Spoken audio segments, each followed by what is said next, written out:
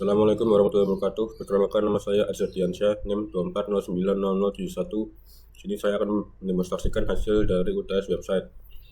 Dan ini websitenya sudah terdeploy di Vercel bagian frontend dan backendnya. Di bagian login saya sudah menemukan error jika belum diisi. Kita isi NIM, passwordnya juga sama dengan NIM. Oke, dan kategori ini sudah bisa menambahkan kategori baru. Contoh saya menambahkan kategori seminar.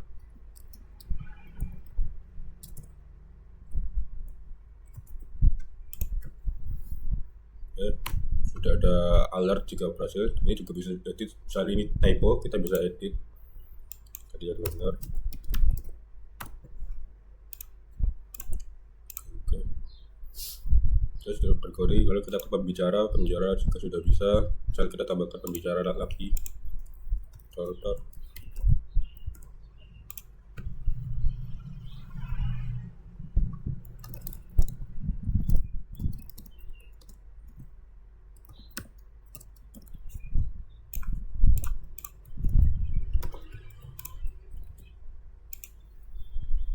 sudah berhasil tambahkan.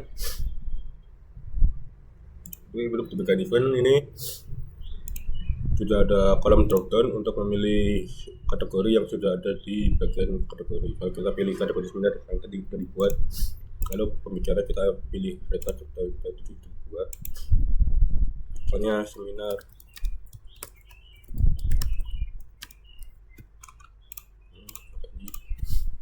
Tanggal ini bisa menambahkan tanggal dan waktunya.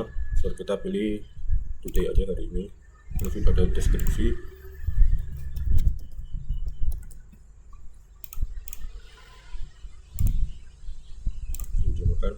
Oops, ada dua. Ini untuk hapus, ini juga sudah bisa dihapus.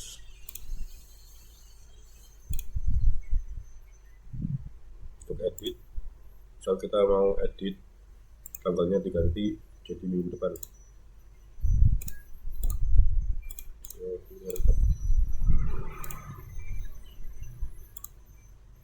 Ini tanggalnya 30. Jika nama pembicaranya diganti, otomatis pembicara yang ada di kartif ini juga terganti. Kalau saya contohkan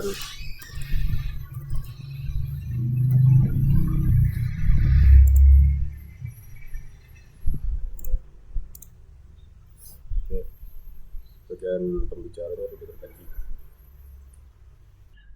Selanjutnya untuk bagian backend, ini bagian skema Prisma itu ada 3 model. Yang utama itu ada model kategori, di mana isinya itu kategori tipe integer, dan ini sebagai primary key dan auto increment. Lalu ada name untuk menyimpan nama, terus create untuk menyimpan tanggal dibuatnya kategorinya. Lalu ada ini event itu untuk jadi kategori ini bisa dipakai untuk berbagai macam event. Selanjutnya ada metode pembicara, ID-nya tipe data integer, lalu ini menjadi primary key dan auto increment. Lalu ada name, tipenya string, role juga sama tipenya string, lalu ada image untuk menyimpan gambar, tipe datanya string, lalu ada add sama seperti kategori. Pembicara juga sama, satu pembicara bisa dipakai ke berbagai macam event. Selanjutnya untuk model event itu sama, ada ID, tipe datanya integer, lalu ini adalah primary key, lalu ini juga bukan auto increment. Lalu ada nama, ada kategori ID, ada location, date event, tipe datanya date time, lalu ada deskripsi, itu create sama seperti yang sebelumnya.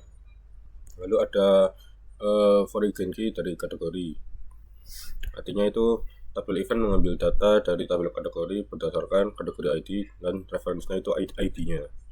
Begitu juga dengan pembicara. Tabel event mengambil data dari pembicara berdasarkan pembicara ID dan referensinya itu ID-nya. Oke, selanjutnya ke bagian event controller. Yang pertama itu ada untuk menampilkan data. Jadi sini saya menggunakan Prisma event find menu. Kita includekan yang tadi favorite key dari event, yaitu kategori pembicara. Jika datanya berhasil diambil, maka akan menampilkan itu data yang berhasil ditampilkan. Jika error akan menghasilkan message itu error bos. Kemudian untuk menyimpan data pada event itu saya membuat validasi sederhana, yaitu dengan menambahkan variabel nama, kategori ID, pembicara ID, location, event, dan description itu harus diisi. Jika tidak diisi akan menampilkan message yaitu semua field harus diisi. Saya membuat ini namanya cons new event itu untuk menyimpan data-data. Nah, data ini berdasarkan diambil dari prisma skema yang tadi. Nah, jika data ini berhasil disimpan akan menampilkan message event berhasil dibuat. Jika gagal itu misalnya tipe datanya salah atau nama propertinya salah, akan menampilkan gagal membuat event. Jadi untuk selanjutnya menampilkan data event berdasarkan ID. Nah, di sini itu kita menggunakan find unique ya. Nah, unique-nya itu berdasarkan ID-nya. Jadi jika event gagal mendapatkan ID unique-nya, maka message-nya itu event tidak ditemukan.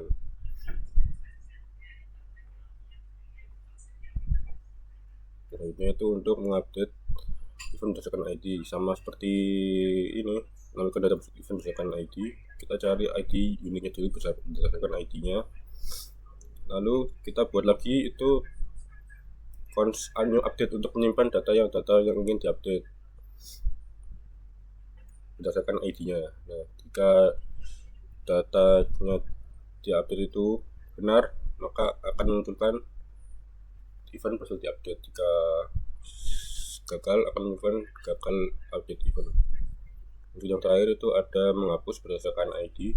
Ini sama seperti sebelumnya, itu mencari yang unik yaitu ID-nya. Jika ID uniknya itu tidak ditemukan, maka di konsol itu akan alertnya itu akan menampilkan event tidak ditemukan.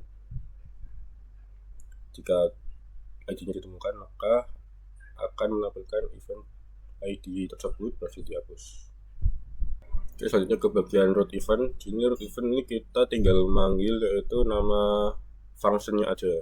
Jadi ini kan ada get event function, itu berdasarkan ini export const get event di file event controller. Jadi di event controller ini kita panggil aja, lalu kita ubah metodenya. Jika ingin menampilkan event itu namanya get. Jika ingin meng-create atau save event itu pakai metodnya post. Jika ingin menampilkan event by ID-nya, kita pakainya get. Untuk update event kita pakai put, dan kita tambahkan itu ID uniknya untuk ID-nya. Lalu untuk delete kita pakai metode delete, sama seperti update dan show by ID. Kita tambahkan ID-nya untuk kita mau hapus ID yang mana. Selanjutnya ke index.ts, itu kita panggil root-nya. Yang pertama ada root events, lalu root events dari event root. Ada kategori ya, berdasar dari kategori root. Ada pembicara dari pembicara root. Selanjutnya di bagian front end saya menambahkan use auth untuk keamanan saat login. Nah, interface-nya itu pertama ada is authenticated, tipe datanya boolean, lalu ada user, tipe datanya string atau null, lalu ada login, name-nya, dan itu inputannya name, tipe datanya string, lalu di void itu tidak menghasilkan apa-apa, lalu ada logout itu kosong semua. Lalu ada ini is authenticated, itu awalnya itu false dan usernya juga false. Nah, saat usernya login dan menginputkan name-nya dengan benar, maka is authenticated-nya berganti menjadi true dan usernya itu name yang diinputkan tadi. Nah, ketika function logout-nya dijalankan, is authenticated-nya itu menjadi false lagi dan usernya menjadi null lagi. Nah, di sini ada persis itu untuk menyimpan ke local storage browser kalau nggak salah. Selanjutnya ke bagian protected root. Jika is authenticated-nya itu bernilai false, maka akan dikembalikan lagi ke bagian login. Jadi nggak bisa langsung ke bagian masuk ke dashboard. Nah, jika is atau indikatornya true, maka lanjutkan ke bagian dashboard, yaitu kita ganti dengan namanya outlet. Ke bagian login, sini kita tentukan dulu key dan value-nya, ada name, value itu tipe string untuk password, tipe datanya, dan juga di sini ada skema untuk menampilkan error jika belum diisi. Terus ini ada on submit, jika datanya ini, data name-nya itu sesuai name ini dan passwordnya sesuai dengan name ini, maka munculkan alert login berhasil. Lalu ke navigate ke bagian dashboard. Jika name dan passwordnya salah, maka akan munculkan alert yaitu name dan password salah. Untuk bagian kolom untuk mengisinya, saya menggunakan itu namanya komponen input text. Jadi kita tinggal panggil saja komponennya, yaitu namanya input text. Kita masukkan nama labelnya, lalu name, lalu kita register datanya. Jika ini jika kolom ini belum diisi, akan munculkan error dari skema ini. Lalu kita tambahkan button untuk submitnya. Sekarang lanjut ke bagian app.txt. Nah, di sini itu kita hanya memanggil nama-nama function dari file-file yang ada di bagian page tadi. Contoh, kita memanggil outlayout itu untuk bagian login. Kita panggil login bagian outlayout. Lalu ini kita tambahkan protected root. Nah, jika ingin masuk ke dalam bagian dashboard, itu kita harus melewati protected root dulu. Artinya saat login kita harus berhasil dulu, maka baru bisa masuk ke bagian dashboard ini. Dan front end itu event index. Pertama saya mendeklarasikan interface event item, yaitu pertama ada ID dan name, location, date event, dan description. Lalu ada kategori berdasarkan dan yang tadi, yaitu relasinya, ada kategori dan pembicara. Lanjut ke bagian use effect. Sini saya ingin mengambil data dari event, yaitu menggunakan API yang dari backend /events. Jika respon ini gagal, maka akan menghasilkan error, itu gagal memilih data.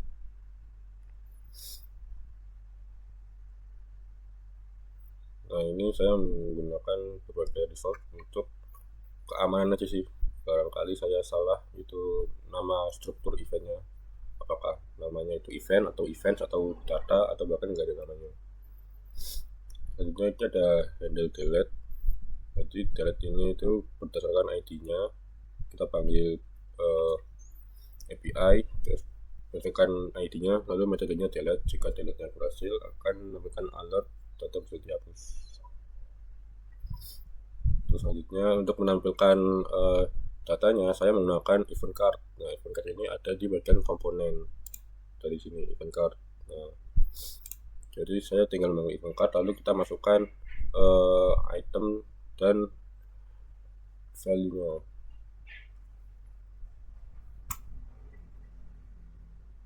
Lanjut ke bagian create.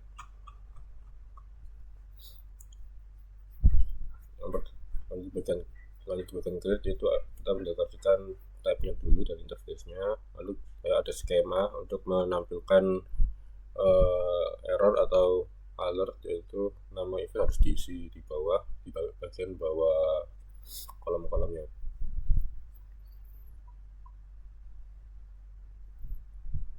Lalu ini ada fetch kategori dropdown, itu untuk menampilkan kategori yang ada di bagian page kategori. Sini saya mengambil API dari kategori.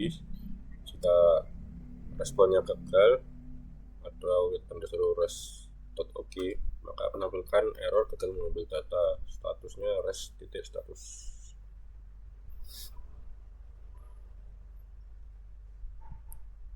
Lalu kita juga mengambil dropdown untuk bagian pembicara. Jika pembicaranya benar, maka pembicaranya akan muncul pada saat di dropdown. Nah, untuk unsubmit, kita mengambil bagian API dari event, lalu metodenya post. Lalu kita tuliskan body JSON-nya itu apa saja yang ingin di post. Jika misal tipe datanya salah atau typo, maka akan menampilkan respon gagal. Kalau misalnya nggak ada typo atau tipe datanya benar, kemungkinan besar harusnya berhasil. Oke, jika sudah event ditambahkan, maka akan ke navigate atau kembali ke bagian dashboard event. Nah, ini untuk kolom-kolomnya saya juga menggunakan bagi itu input text sama menggunakan komponen UI. Untuk selectnya sini saya menggunakan select sama kita menggunakan Carcudis map. Terus cut ini untuk singkatan dari kategori, terus kita panggil ID dan name-nya untuk menampilkan di bagian kolom dropdown-nya. Selanjutnya lanjut ke bagian event sama seperti di create, saya mendeklarasikan tipe datanya, lalu juga ada skema untuk harus diisi. Nah, di sini ada yang beta itu bagian use eventnya sekarang itu load data, jadi kita mengambil data dari kategori pembicara dan eventnya. Setelah diambil, maka kita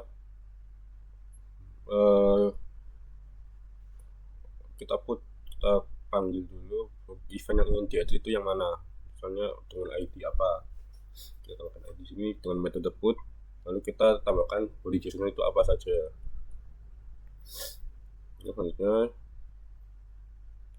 untuk bagian editnya kita bisa edit di bagian sini.